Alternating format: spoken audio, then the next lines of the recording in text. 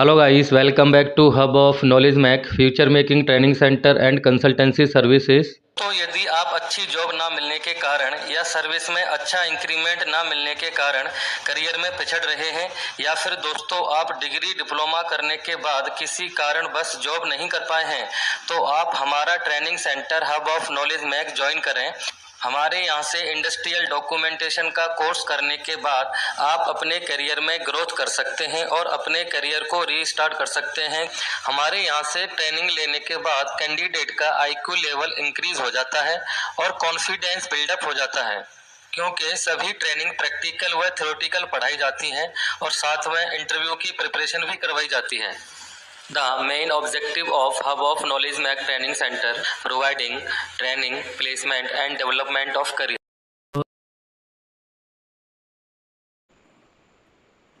कल हमने क्लास में कवर किया था ISO 22000 का इंट्रोडक्शन, GFSI क्या है, ओके, और इससे रिलेटेड जो स्टैंडर्ड हैं, कौन कौन से स्टैंडर्ड के साथ इसको एसोसिएट किया गया है, ये इंट्रोडक्शन कल हमने कवर किया था।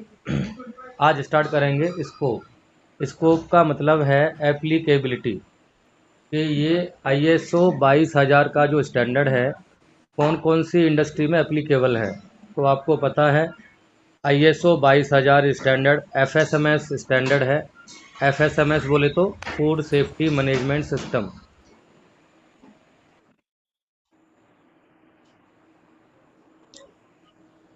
हेलो, इसके जी आवाज़ आ रही है आपके पास?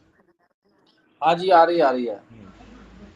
तो इसका स्कोप क्या है? जो कंपनी डायरेक्टली और इनडायरेक्टली फूड मैन्युफैक्चरिंग सेक्टर में इन्वॉल्व हैं, उन सभी कंपनीज को ISO 22000 का स्टैंडर्ड लेना पड़ेगा।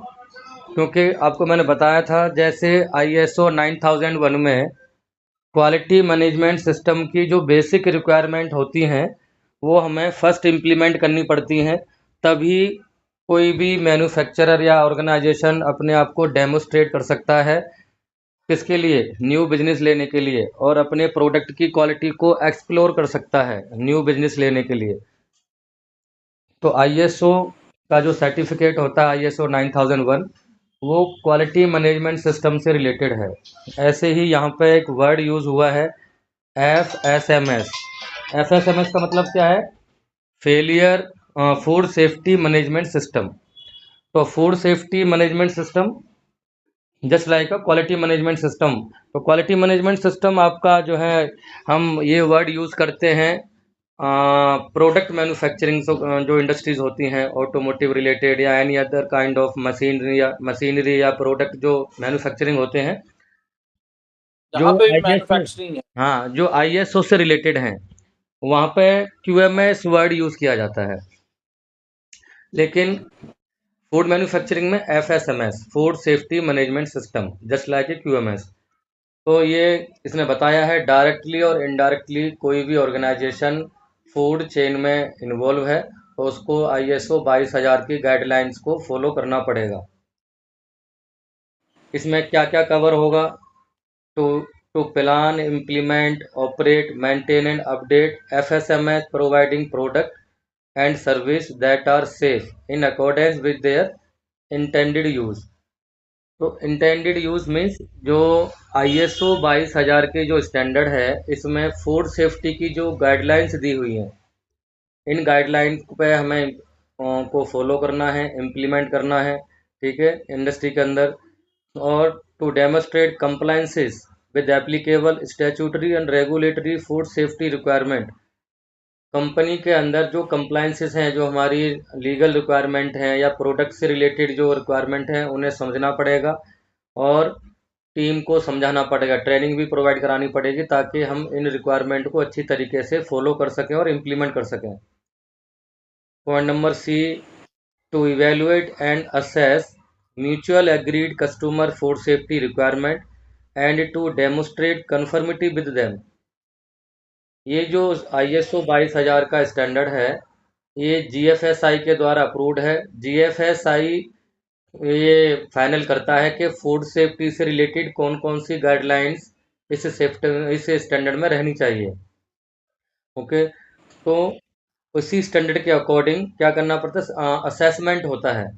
तो कोई भी थर्ड पार्टी होगी इस स्टैंडर्ड के अकॉर्डिंग असेसमेंट करेगी। तो आपको सप्लायर को ISO 22000 की सारी रिक्वायरमेंट को इम्प्लीमेंट करना है, उनके डॉक्यूमेंट दिखाने हैं, जो रिकॉर्डिंग रिलेटेड एक्टिविटी हैं वो मेंटेन करनी है। सेकेंडली, कस्टमर की जो स्पेशल रिक्वायरमेंट है, कल मैंने बताया था CSR, तो उनको भी सप्लायर को समझना है, ओके, और उन्हें भी मेंटेन करना है।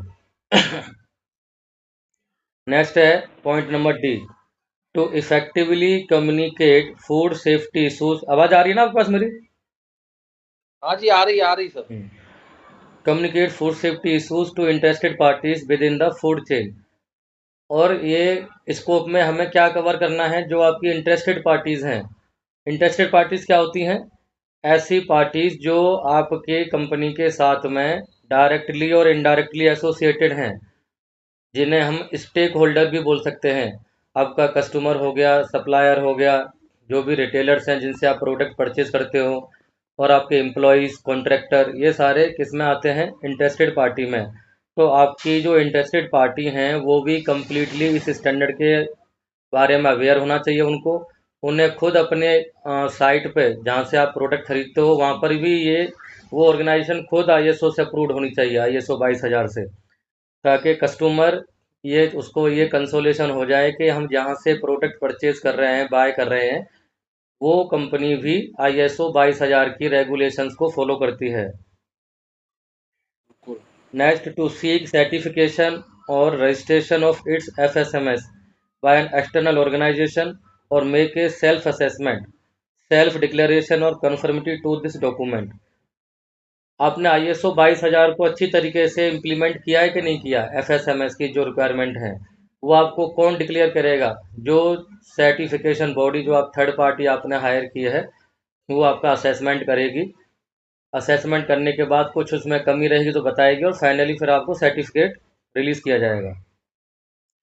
तो सभी बिल्कुल। रिक्वायरमेंट हमें अपने ऑर्गेनाइजेशन में फॉलो करनी है FSMS के अकॉर्डिंग। नेक्स्ट में बता रहा है, दिस स्टैंडर्ड, लास्ट वाली लाइन में पैराग्राफ लिखा हुआ है, this standard allows any organisation including small organisation, that is small farm, a small packers, distributor, a small retailer, food service outlet, to implement externally developed element in their FSMS।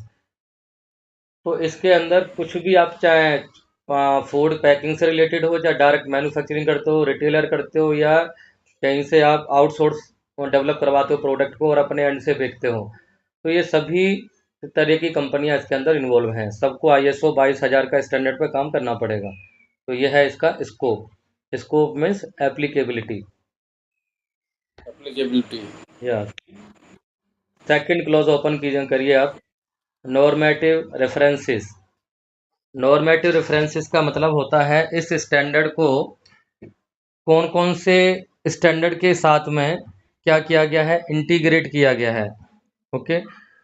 जैसे अगर हम बात कर रहे हैं ISO 9001 में, तो वहाँ ISO 19011 के जो स्टैंडर्ड है उसके साथ में कुछ गाइडलाइन है वो वहाँ से अडॉप्ट की गई हैं।